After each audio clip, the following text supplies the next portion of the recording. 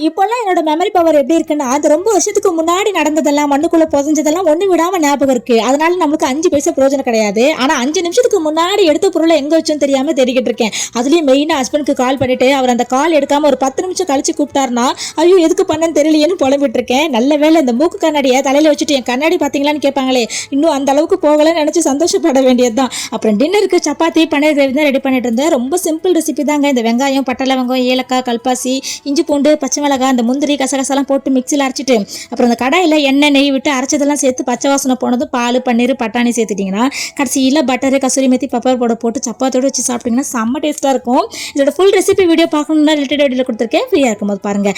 அப்புறம் இது வரைக்கும் ஹஸ்பண்ட் ஆஃபீஸில் ஆயுத பூஜைக்கே கிஃப்ட்ஸ் எதுவும் கொடுத்ததில்லை. இந்த முறை கொடுத்ததும் எனக்கு பார்த்தது இந்த பாட்டு தான் தோணுச்சு.